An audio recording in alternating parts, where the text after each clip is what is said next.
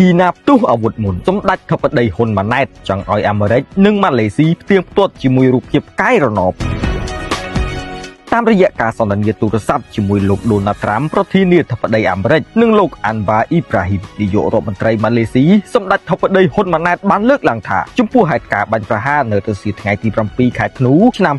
2025ដែលបណ្ដាលឲ្យមានការផ្ទុះការប្រយុទ្ធថ្មីរវាងប្រទេសទាំងពីរសម្ដេចបានផ្ដល់យោបល់ថាកងទ័ពឬស្ថាប័នជំនាញរបស់សហរដ្ឋអាមេរិកនិងប្រទេសម៉ាឡេស៊ីអាចប្រើសមត្ថភាពប្រមូលព័ត៌មានរបស់ពួកគេដូចជារូបភាពផ្កាយរណបដែលបានថតអំឡុងពេលនោះនិងក្រោយពេលនោះរយៈពេល24ម៉ោងដើម្បីផ្ទៀងផ្ទាត់ថាភាគីណាជាអ្នកបាញ់មុនសម្ដេចធិបតីបានបញ្ជាក់ថាវិធីសាស្ត្រនេះអាចជាវិធីសាស្ត្រងាយស្រួលនិងមានតម្លាភាពបំផុតក្នុងការផ្ទៀងផ្ទាត់ហេតុការណ៍នេះកម្ពុជាត្រៀមខ្លួនសហការក្នុងករណីមានដំណើរការទន្ទឹមគ្នានេះសម្ដេចធិបតីក៏បានថ្លែងអំណរគុណទាំងលោកទាំងពីរចំពោះការខិតខំប្រឹងប្រែងជាបន្តបន្ទាប់សម្ដៅលើការសម្រេចឲ្យបាននូវសន្តិភាពយូរអង្វែងរវាងកម្ពុជានិងថៃកម្ពុជាតែងតែប្រកាន់ខ្ជាប់នូវជំហរក្នុងការស្វែងរកការដោះស្រាយជម្លោះដោយសន្តិវិធីស្របតាមស្មារតីនៃសេចក្តីថ្លែងការណ៍រួមទីក្រុងកូឡាឡាំពួរ